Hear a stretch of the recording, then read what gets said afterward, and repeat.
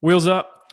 Welcome back to the Catalyst podcast. We have I'm really excited to have Glenn Lundy on the show today. Before I turn things over to him, I want to say Happy New Year. We're recording this in 2020, but we're opening up a new series, and we are throttling forward with Glenn is our first guest in the new year. I'm really excited to have him. Our new series is called At the Core, and I was actually just telling Glenn that I really debated on what to call this, because I think there are a lot of things that can be captured and a lot of things that I want to explore in speaking with you. But generally speaking, At the Core represents, our foundation, right? Our platform, core beliefs, core values, principles, kind of everything that goes along with that. That's really important to distinguish as an individual, as a leader, as a business owner. It really is universal. But I think that's what I want to kind of unpack alongside hearing Glenn's story. But with all that said, Glenn, thank you for being here. It's a pleasure to have you, and glad to have you on the show. Yeah, man. It's an honor, dude. I am so thankful that you were willing to share your time and your space with me today. It's going to be awesome. Yeah, likewise. I know Glenn and I got connected somewhat recently. I guess it's been a couple of months, but we are both, really trying to use LinkedIn as much as possible. Glenn is doing a much better job than I am, but That's not true, man. just no. LinkedIn is a I say beast. that, in all seriousness, it's been encouraging to me because I do have a full-time job, and this is, something that I view your path as, I see Glenn Lundy and I think, okay, like there's some things I can benchmark off of. I can't wait to talk to him and ask him some things, but also learn about your journey. I think that's one of the most important things, is hearing somebody's story, understanding their journey, and really what motivates them, what fires them up. I can tell you got a lot of fire, you got a lot of energy. That's obvious just with your website, your social media content. So I'm excited to dive into that. But just to get us started, can you briefly walk us through the high level of career progression and just kind of bring us up to date to where you are? Yeah, sure, man. So, I am currently a husband to one and a father to seven, going on eight kiddos. Maybe by the time this airs, I might have my eighth Okay, um, congrats. kiddo. And I am a 22-year automotive professional. I also have a daily morning show called #Rise and Grind, which I love, and I do at 5:30 in the morning, Monday through Friday, on Facebook. So that's kind of where I'm at now, and the things that I'm doing. My career in the auto industry started back when I was 20 years old, in 1998.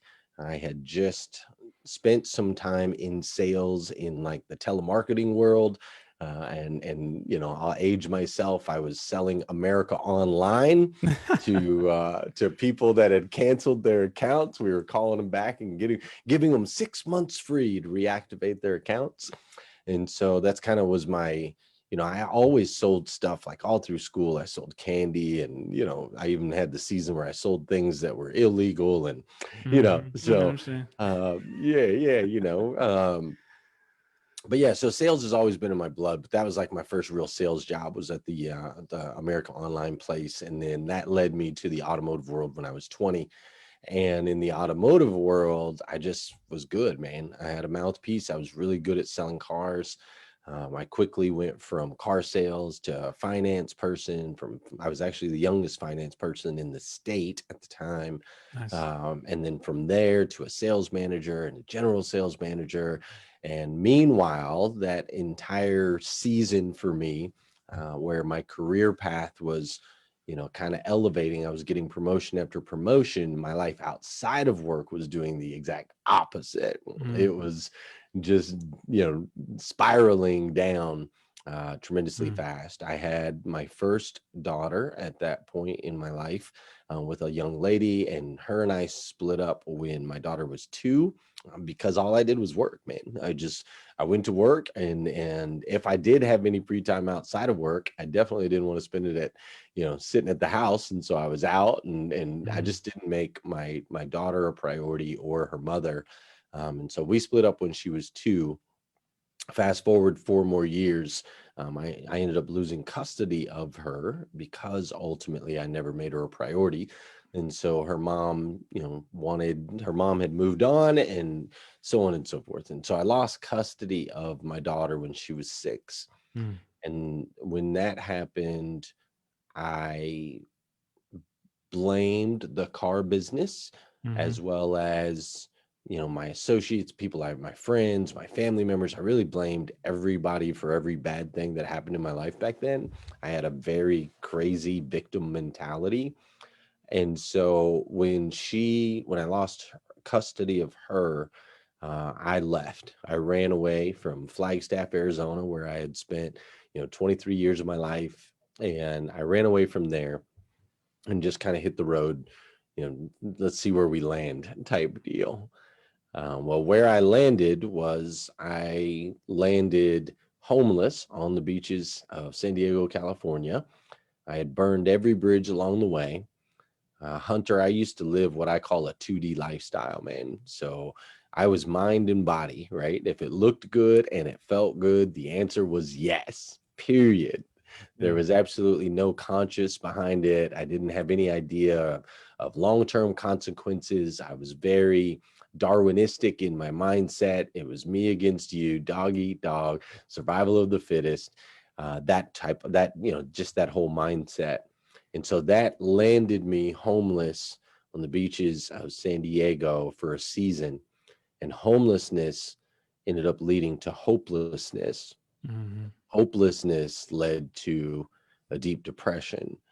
The deep depression led to suicidal thoughts. Suicidal thoughts led to a suicide attempt Mm. right there in the Pacific Ocean.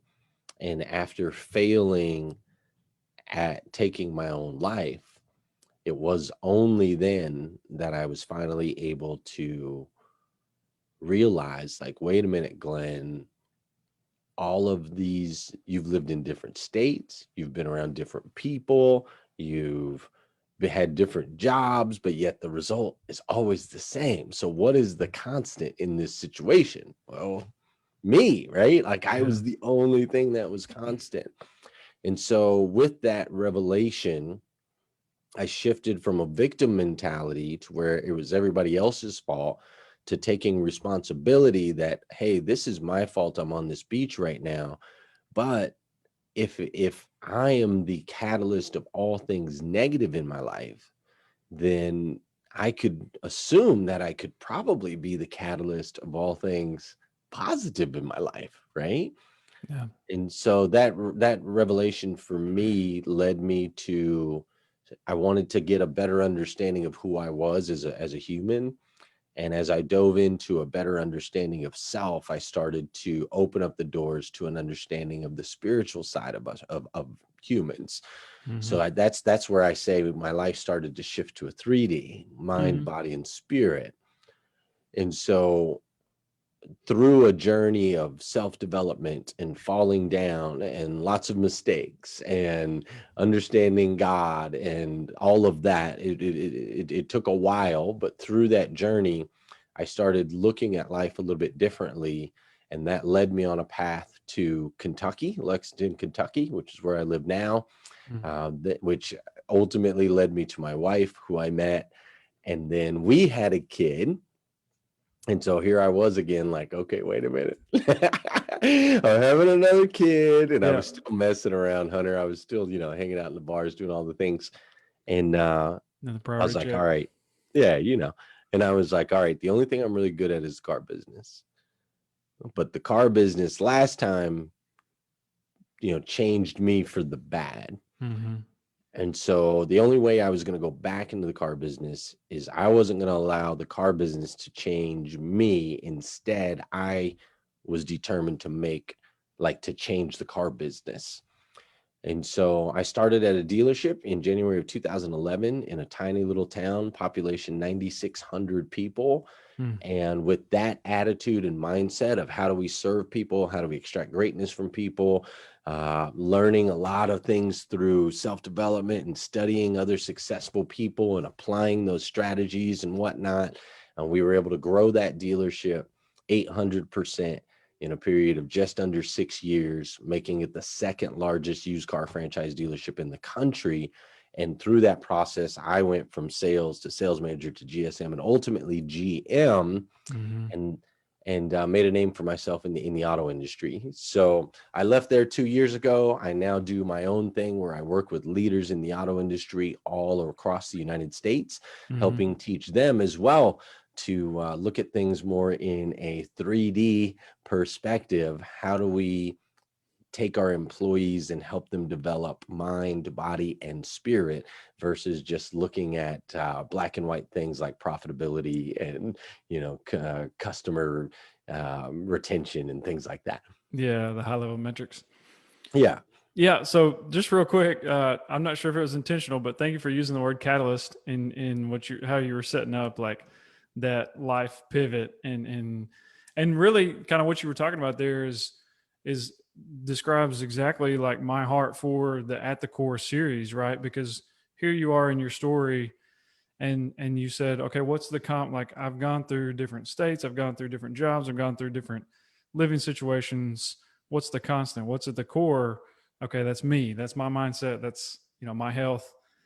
So I think that's an awesome part of the story. Um, but can you speak just a little bit to the automotive industry because I've listened to some podcasts and some of your content that you've been on and your your own content, and I know you talk about the nature, at least historically, from what I remember, the nature of the team that you were working with.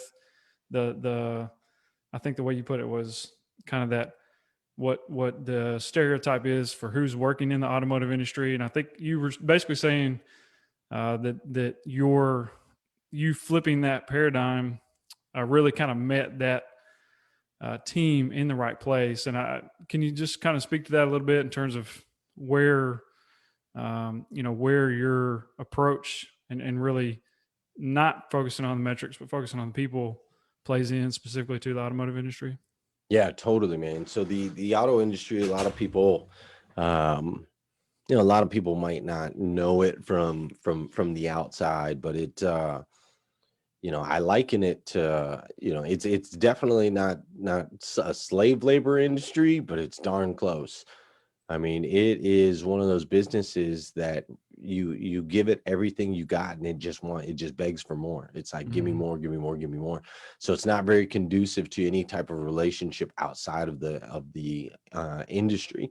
So the auto industry is riddled with drug use. It's riddled with divorce. It's a lot of dealerships are open on Sundays, right? Which does not leave a whole lot of room for church going and getting in touch with your spiritual side. And so when I went back into that dealership, I literally wrote down a list.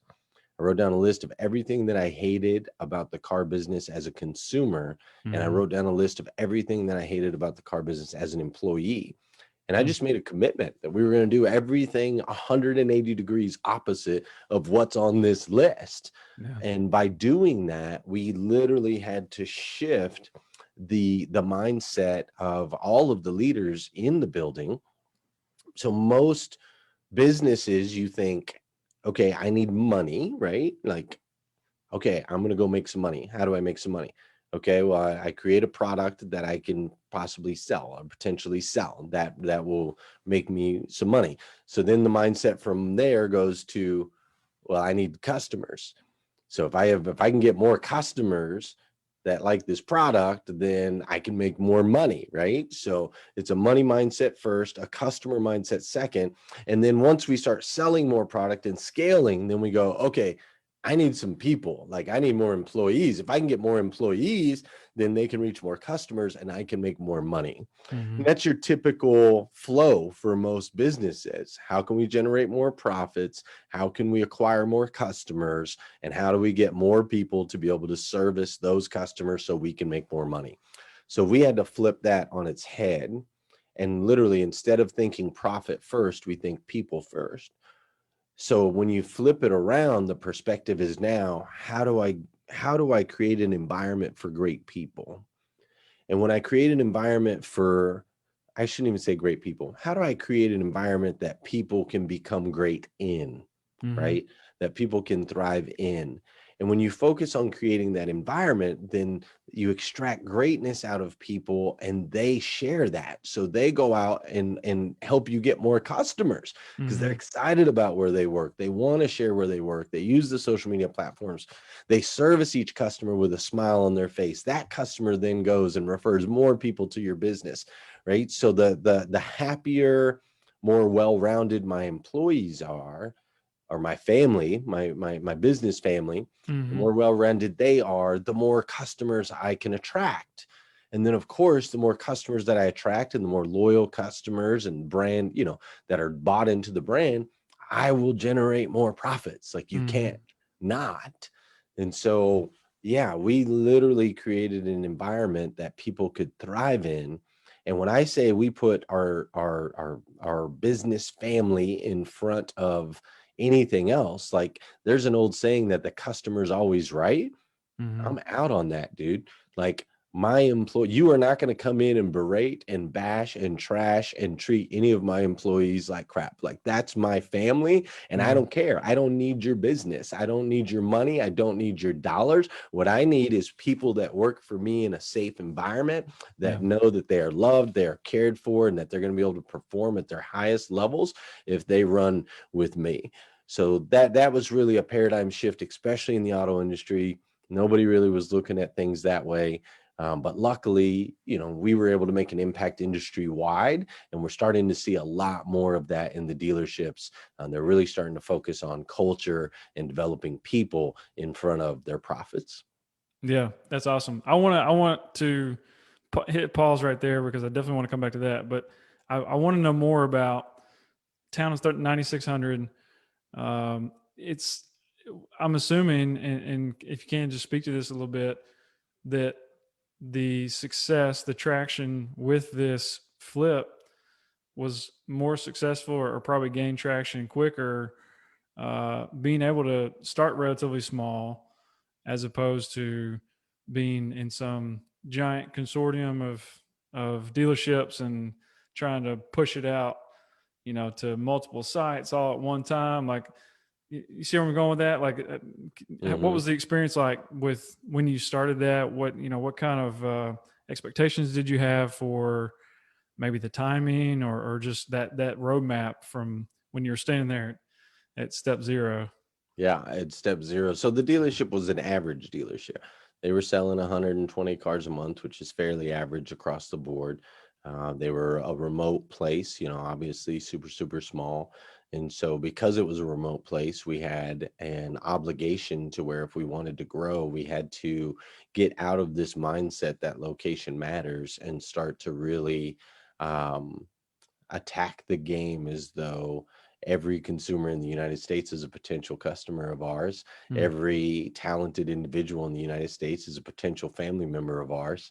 And and no one can, our competition, I shouldn't say no one was like everyone was our competition, right? Mm-hmm. Like I didn't Mm-hmm. care if you were in DC, I didn't care, where you were. And so initially, there was 45, 50 employees, something like that. And as we started to transition, 70% of those did not stay on the bus, Yeah. Yeah. and that part's hard because there's a lot of people that had been there a really long time and had created their identities within that place. And so it was definitely difficult, but we just set the expectations up front. Like, this is the direction that we're moving.